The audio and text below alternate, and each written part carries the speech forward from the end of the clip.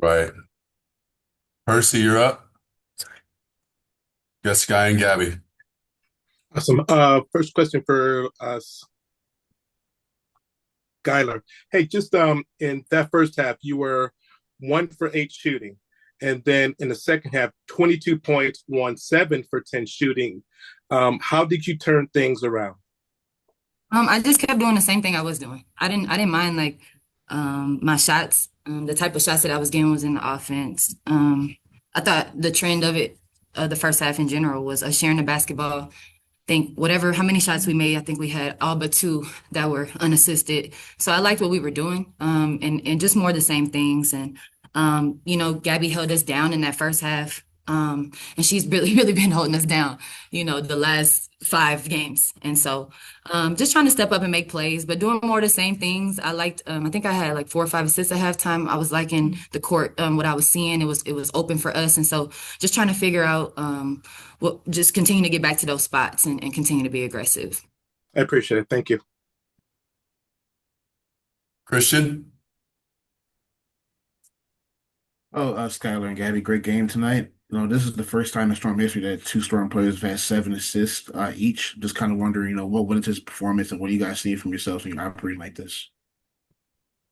Like she said, I think we only had a couple shots that were unassisted, and so once we got into that pocket, we just kind of stayed in it. We just stayed in it, and multiple people got hot at multiple times tonight, and we were just trying to find that person. When it was my teammates did a great job of finding me today in the first half, and then when Skylar got hot, we did a great job finding her. Nneka had some good ones. Ezie moved great without the ball. And I also think we were able to be really aggressive off of our ball screens, which forced the help, which allowed us to create those assists. And even like Sky, what makes Sky so great is if she can go 1 for 8, you still have to respect the hell out of her. So that's why she's able to get those assists in the first half because she's still being aggressive and still creating those things. So there's so many things happen outside of just scoring the basketball. Thank you. Jeff. Yeah, for Skylar, you talked about getting those assists early in the game, kind of getting your teammates involved first before you kind of take over. Do you find that that can maybe benefit the team more because you can always kind of turn it on if you have to? No, I really don't want to operate like having to turn it on. I think the reason why I was getting some of those reads was because I was trying to be aggressive initially and trying to open things up. But we talked about some things that could be open for us today, talked about some sets that we felt like we would like to get us in the areas we wanted to play in. And I thought we did a good job of doing that throughout the entirety of the game. I think changing the second half from, allowing them to shoot, I think it was like 60%. I don't know what they shot in the second half, but they finished the game shooting, 43% after they shot 62% at halftime. So it felt worse than what it was at halftime offensively. But what we hung our hat on today was defensively and trying to, use our defense and fast break points, getting out 17-6 fast break points. They beat us in points in the paint, but we were able to get to the line a little bit. So we liked the things we were doing offensively, but we fed off our defense tonight. Right. Jennifer. Jennifer Porty from Let's Talk Women in Basketball. Your defense held Phoenix to 77 points. What was the key to slowing down their offense? Well, the main weapon today was Satu. I thought Ezie did amazing on her. And Satu, I mean, she's a great player, so she still got hers, but at least we made it difficult. We know that she has a lot of responsibility on the scoring end, but as long as we just make it difficult, maybe frustrate her, and that frustrates our teammates as well. That's the best we can do. And then I thought we did great on their shooters. They're a team that likes to get a lot of threes up, but our goal before the game was to make sure that almost all of them were at least contested. We know they're going to get them off. We know we're going to hit some that they're going to hit some tough ones, but as long as we just make it difficult and we get them out of their rhythm. Right. Jeff. Yeah, another for Skylar. Did you, because you've played with the Phoenix Mercury, played here for a while, does that give you an extra kind of comfort level? You seem to have some really strong games against them. Comfort level. I mean, comfort level what? No, I just think it was just about time. I did not like my last week games. I didn't like my homestand. Just wanted to come out and be aggressive regardless. And like I said, they weren't falling for me in the first half, but just trying to stay in that mindset. I know that I have the skill set to help my team and do what I need to do. Just having that mindset of staying aggressive. So I don't give a damn who, where we're playing. I think it's just how I need to be playing for my team at the time for us to be successful, respectfully.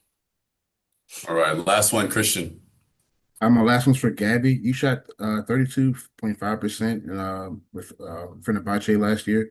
You shot 32% when you got short stand with the W last year, but you're shooting around 44.8%, 22 for 49 this year. What's going into the exposures from Bayern New York, and what are you seeing out there? Like I said, it's the way I've been getting them. I've been getting them like off of good movement, off of reversals. And then once I see one or two go in, then that's when I start, every shooter, every basketball player feels that way. You see the first two go in, you start to take maybe some more that you don't need as much space as you did before. So I think my teammates are just doing a great job of finding me in transition, whenever it is, off of ball reversals. And I think it's just, it's helping a lot for my confidence. And hopefully we can just stay in this pocket. I mean, working with our coaches too and watching film and working on my release and watching like every detail of my shot is helping a lot too. Thank you. Gabby is really good at basketball. Thank Thank you. you guys.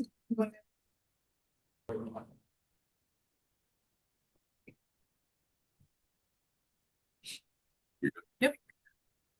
All right, Percy, you're up. Hey, Coach. Just what did you see from Skylar in that first half when she did have the 5 assists, but she was 1 for 8 shooting, and then particularly in that second half when she scored 22 points on 7 for 10 shooting.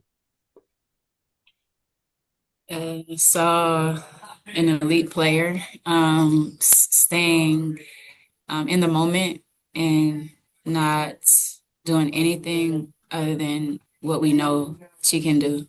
Score the basketball, be a playmaker, be aggressive. She didn't let I think 1 for 7 or 1 for 8, whatever it was, get her down. She was still doing very good things on the basketball floor. And the resiliency that she showed to get back to her comfort and do the things that we know she can do for us. She's been locked in the last couple of days in practice and trying to get her back comfortable. And I think she found her rhythm in the second half. Thanks, Coach. Appreciate it. Miles, go ahead. Yeah. Hey, Coach. I'm wondering if you could just talk about Gabby Williams and just she's another one. You've got a lot of lead players, but if you would please just talk about her consistency and just how you're seeing her teammates feeding off her confidence in that building the synergy of your team. Yeah, she's in a great pocket right now. From shooting a 3 at a high clip to, her efficiency around the rim, getting downhill, and what she does defensively. I mean, in the playmaking, there are a lot of things that, she's our French Army knife. So there are a lot of things that she does so well on the court. And it allows, all of our players to be exactly who they are. To me, it's just been a year and a half or however long of playing really good basketball from the Olympics, coming in at the end of our season last year, and just a continuation of what she's doing overseas and at Finner, and the confidence that she's playing with, the trust that I have in her, and the trust that her teammates have in her. It's really great to see Gabby displaying this level of play this early in the season in the W, because she hadn't had an opportunity to do that.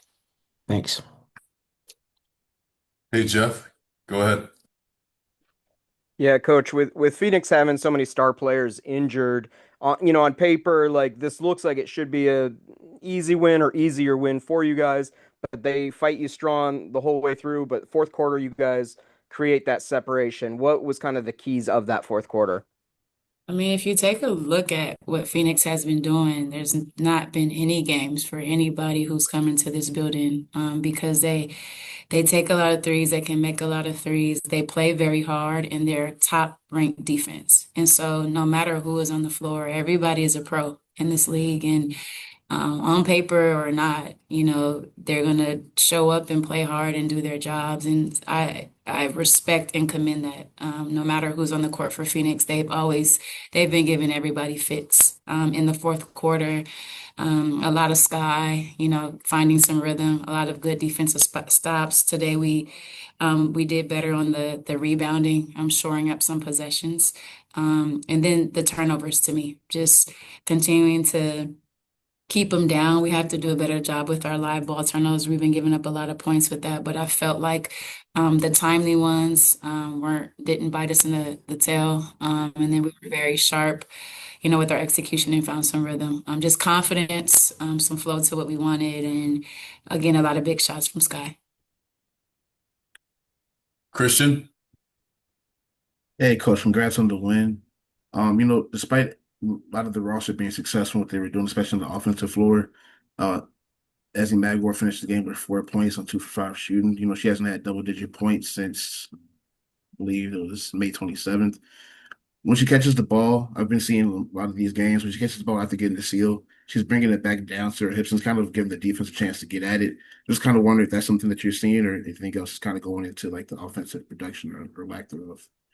I'm gonna go flip from this. I think that Ezie had to guard Satu today, and I thought she played really good minutes. We all know that, we need more from Ezie, and she knows that from herself. But today her assignment was to be very physical with Satu. She rebounded the ball well, and I thought that, kind of being mindful of what she's been doing on the defensive end, shouldn't go unnoticed. Yeah, she has to be better offensively, and she's been guarding a lot of perimeter players because a lot of teams have been going small.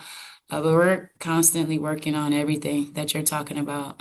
She's putting in her, diligently working with PD to try to get her back comfortable. But if she's, starts on the defensive end, is solid for us and can rebound, the cuts, the efficiency around the rim will improve. So we'll get her there. She'll be better. Thank you. Jennifer?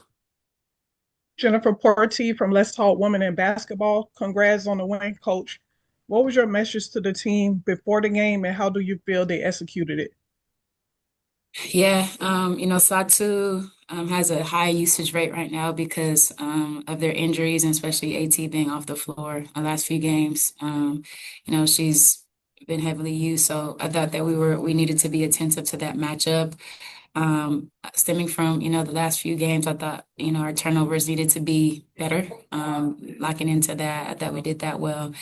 And then just, making sure that we have a good start, and then we don't have lulls within the game and kind of play our game. So twofold, our defensive, matchups are being locked into those coverages, but also making sure we are, executing at a high level. Last question, Jeff. Yeah, Coach, you touched on it about Ezie. I saw the team announce that she's now the second most all time in blocks in franchise history. You've been there for her whole career. Just kind of talk about that. Ezie is so important to this team.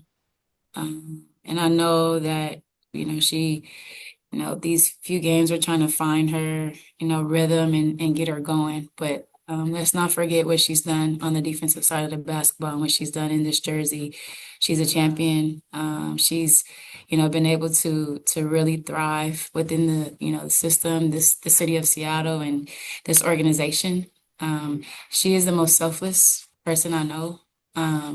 She's very humble, but also a very great teammate, and knows that she has goals and she wants to be great in this league and for our teammates more than herself sometimes.